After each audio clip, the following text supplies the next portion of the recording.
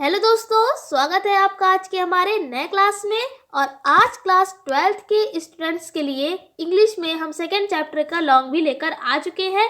Chapter का name है हमारा द लॉस्ट स्प्रिंग। स्प्रिंग का मतलब देखिए होता है बसंत और लॉस्ट का मतलब होता है खोना, यानी खोया हुआ बसंत। अगर आप ये स्टोरी पढ़ चुके हैं तो आपने ये बात देखी होगी, स्टोरी का पूरा नाम चैप्टर का पूरा नाम है हमारा lost spring stories of stolen childhood. यानी इसका मतलब क्या है, खोया हुआ बचपन। इस स्टोरी में क्या बताया गया, खोए हुए बचपन की बात बताई गई है। अगर आपने स्टोरी पढ़ी है तो बहुत अच्छी बात है, वरना आपको जब हम आंसर पढ़ाएंगे तो थोड़ी बहुत आपको स्टोरी समझ में आ जाएगी। यहाँ पर आपको इस चैप्टर की स्टोरी नहीं बता सकते हैं, क्योंकि अगर यहाँ पर हमने बताया तो थोड़ी सी वीडियो लंबी हो जाएगी। ठीक है, तो केवल हम इस वीडियो में आपको इसका लॉन्ग आंसर ही बताने वाले हैं। चलिए स्टार्ट करते हैं आज की क्लास को, बताते हैं इसका लॉन्ग आंसर है क्या। अब यहाँ पर एक बात आपको ये भी बता देते हैं, हमने आपको कई क्लासों में ये बात बता चुके हैं कि आप कोई भी चैप्टर पढ़ रहे हैं तो आपको उसका राइटर ज़रूर पता होना चाहिए। अगर आपको नहीं पता है तो कोई बात नहीं, हमने यहाँ पर राइटर का नेम भी लिख रखा है, कौन है, अनीस जंग है। ठीक है, अब आपको बताते हैं इसका जो क्वेश्चन क्या है। क्वेश्चन यहाँ पर लिखा है, write an account of Bangladeshi squatters in Seemapuri as described by the author of lost spring. इसका मतलब क्या है, देखिए यहाँ पर इस लॉस्ट स्प्रिंग जो चैप्टर का नेम है, ठीक है, और यहाँ पर बांग्लादेशी स्क्वाटर्स का मतलब है जो बांग्लादेशी से आए हुए लोग हैं। स्क्वाटर्स का मतलब आए हुए जो लोग हैं बांग्लादेशी से। ठीक है, तो बांग्लादेशी से जब लोग आए हैं, कहाँ आए हैं, सीमापुरी में आए हैं। तो ये बात डिस्क्राइब कर रहे हैं, ऑथर डिस्क्राइब कर रहे हैं कौन से चैप्टर में, हमारे द लॉस्ट स्प्रिंग में। ठीक है, ये क्वेश्चन का आपका मतलब हो जाएगा। अब आपको इसका आंसर बताते हैं आप कैसे लिखेंगे। सबसे पहले देखिए, अगर आपने हमारे जो पहला चैप्टर था द लास्ट लेसन, अगर आपने उसके लॉन्ग देखे होंगे तो आपको समझ में आ जाएगा कि किस तरीके से इसका लॉन्ग भी लिखेंगे। वहाँ पर हमने आपको ये बात बताई थी कि आप कोई भी लॉन्ग लिखें तो उसमें हेडिंग वाइज लिखें। लॉन्ग हेडिंग वाइज लिखने से आपको एग्जामिनर पर इम्प्रेशन अच्छा पड़ता है। अगर आप केवल ऐसे लिखते जा रहे हैं तो हो सकता है एग्जामिनर उतने अच्छी तरीके से आपको नंबर ना दे, लेकिन अगर आप हेडिंग वाइज लिखते हैं कोई भी आपका लॉन्ग क्वेश्चन है तो आपको मार्क्स जो है अच्छे मिलने की प्रोबेबिलिटी ज़्यादा बढ़ जाती है। ठीक है, तो यहाँ पर सबसे पहले हमने क्या किया, आपका कोई भी लॉन्ग क्वेश्चन हो उसमें इंट्रोडक्शन आप ज़रूर डालेंगे। क्या डालेंगे, इंट्रोडक्शन ज़रूर लिखेंगे। अब इंट्रोडक्शन का मतलब क्या होता है, इंट्रोडक्शन का मतलब होता है परिचय।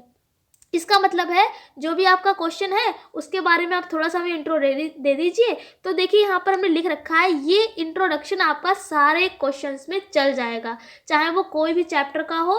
केवल आपको क्या करना होगा, वहाँ पर आपको उसका चैप्टर का नेम चेंज करना होगा और राइटर का नेम चेंज करना होगा। बाकी लाइन्स आपकी सारी सेम रहेंगी। क्या याद करना है आपको, the present question has been taken from an important lesson lost spring stories of stolen childhood. यहाँ पे देखिए पूरा हमने चैप्टर का नेम लिखा हुआ है, lost spring stories of stolen childhood. ये है पूरा चैप्टर का नेम।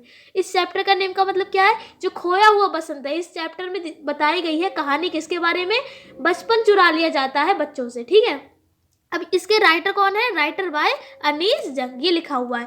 अब आप क्या करेंगे, ये इसका मतलब क्या है, इसका मतलब ये है कि ये जो क्वेश्चन जो भी हमने ऊपर आपको बताया ये कहाँ से लिया गया है, ये एक महत्वपूर्ण चैप्टर से लिया गया है। चैप्टर का नाम यहाँ पर लिख दिया, जो कि लिखा गया है किसके द्वारा, अनीस जंग के द्वारा लिखा गया है। आई होप आपको समझा पा रहे होंगे।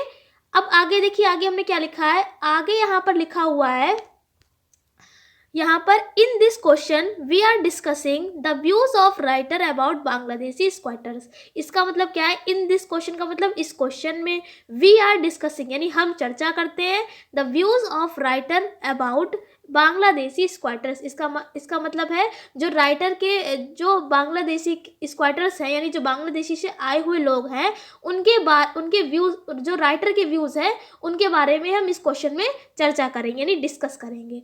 अब यहाँ पर देखिए, यही हमने अब यहाँ पर हेडिंग भी बना दी है। यहाँ पर देखिए ये हेडिंग है आपकी, अगली heading views about Bangladeshi squatters. देखिए कितनी आसान तरीके से जो भी हमने ऊपर आपको इंट्रोडक्शन में बताया उसी के अकॉर्डिंग हमने यहाँ पर इसकी जो अगली हेडिंग है वो भी बना दी। क्या बना दी, व्यूज़ अबाउट बांग्लादेशी स्क्वाटर्स। इसका मतलब है कि जो बांग्लादेशी से आए हुए लोग हैं उनके बारे में व्यूज़ क्या है राइटर के। ठीक है, तो ये हमने अगली हेडिंग बना दी। अब इसमें देखिए हम क्या लिखेंगे, यहाँ पर लिखा है Seemapuri is a place on the outer limit of Delhi, ये लिखा है। इसका मतलब ये जो सीमापुरी है वो कहाँ स्थित है, वो आउटर लिमिट का मतलब है बाहरी, देखिए लिमिट का मतलब सीमा, आउटर का मतलब बाहरी, यानी बाहरी सीमा में जो दिल्ली है उसकी बाहरी सीमा में स्थित है क्या, सीमापुरी। अब आगे देखिए, some people from Bangladesh came here in 1971, यानी सम पीपल का मतलब, सम का मतलब होता है कुछ, पीपल का मतलब लोग, कुछ लोग यहाँ बांग्लादेश से यहाँ आए हैं, कब आए हैं, 1971 में आए हैं। अब आगे देखिए, आगे लिखा है sahibs family is along them, यानी जो साहिब की फैमिली है, आपने अगर ये चैप्टर पढ़ा होगा तो इसमें दो बच्चों के बारे में बात करी गई है, एक साहिब है और एक दूसरे लड़के का नाम क्या है, मुकेश। ठीक है, तो इस स्टोरी में दो बच्चे कौन कौन से, एक साहिब की बात, एक साहिब है और एक कौन है, एक मुकेश है। अगर आपने चैप्टर पढ़ा होगा तो आपको पता होगा। तो यहाँ पर केवल अभी साहिब के बारे में बात हो रही है। यहाँ पर आपको स्टोरी तो नहीं बताएंगे, लेकिन थोड़ा बहुत आपको समझ में जरूर आ जाएगा। ये लॉन्ग क्वेश्चन तो आपको समझ में आ जाएगा, क्योंकि हम इसकी बिल्कुल एक एक हिंदी आपको बता रहे हैं, अच्छी तरीके से आपको समझाने की पूरी कोशिश कर रहे हैं। अगर आपको फिर भी नहीं समझ में आ रहा है तो आप हमसे कमेंट सेक्शन में कमेंट करके पूछ सकते हैं, जो भी आपको समझ में नहीं आ रहा है तो आपके वो डाउट को क्लियर कर दिया जाएगा। ओके, चलिए अब आपको आगे बताते हैं। यहाँ पर हमने आप पढ़ाया कि sahibs family is along them, इसका मतलब है जो साहिब की फैमिली है, यानी जो साहिब का परिवार है वो भी यहाँ पर आया है। कब आया, 1971 में, जब बांग्लादेशी से कुछ लोग आए हुए थे तो उन्हीं के साथ साहिब की फैमिली भी आई थी। ठीक है, अब आगे देखिए, these people made structures of mud with roofs of tin and tarpaulin, ये लिखा है। तारपोलिन का मतलब होता है, आपने जो तिरपाल देखी होगी, जो आपने अगर देखी होगी, जो वो होते हैं, समोसे की शॉप होती है या और भी जो मार्केट में शॉप्स होती है, उसके ऊपर जो पन्नी टाइप की पड़ी होती है, जो आपने अगर सब्जी मंडी में देखी होगी, जो पन्नी टाइप की पड़ी होती है, उसे तिरपाल कहते हैं। तो इसका मतलब वही है। और टिन का मतलब यानी टीन जो होती है, और रूफ्स का मतलब होता है, देखिए मड का मतलब होता है मिट्टी और रूफ्स का मतलब होता है छतें। तो इसका मतलब क्या है, जो वहाँ से जब लोग आते हैं तो उनको रहने के लिए कुछ जगह तो चाहिए ही है, तो रहने के लिए वो क्या करते हैं, एक स्ट्रक्चर, स्ट्रक्चर का मतलब संरचना टाइप की कुछ बनाते हैं।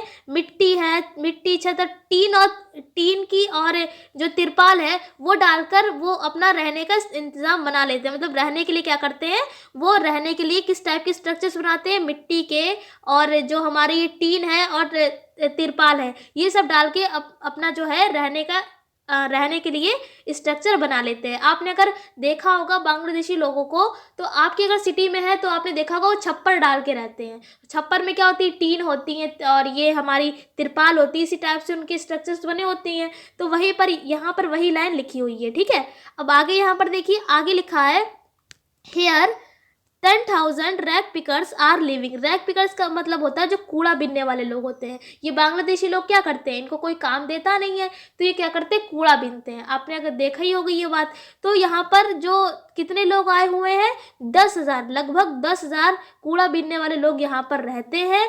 They have been living here since then without on identity without permit. ठीक है, तो इसका मतलब क्या है कि यहाँ पर जो लोग आए हुए हैं वो बिना किसी आइडेंटिटी का मतलब बिना किसी पहचान पत्र के रहते हैं, but with ration cards that got their names on voters list. इसका मतलब क्या है कि लेकिन उनके पास क्या होता है, राशन कार्ड होता है, जिसके कारण उनका जो नेम होता है, नाम, वो वोटर लिस्ट पर आ जाता है। Wherever they find food they pitch their tents that become transit home. इसका मतलब है wherever they find food, यानी कि उनको जहाँ कहीं भी खाना मिलता है, they pitch their tents, यानी वो अपने तंबुओं को गड़ा लेते हैं, रख देते हैं, that become ट्रांजिस्ट होम, यानी ऐसे इनके घूमते फिरते उनके मकान होते हैं। Rag picking is the means of their survival. Survival का मतलब होता है जीवित रहना, और रैक पिकिंग का मतलब होता है कूड़ा बीनना। तो कूड़ा बीनना ही उनके जीवित रहने का मेन कारण था।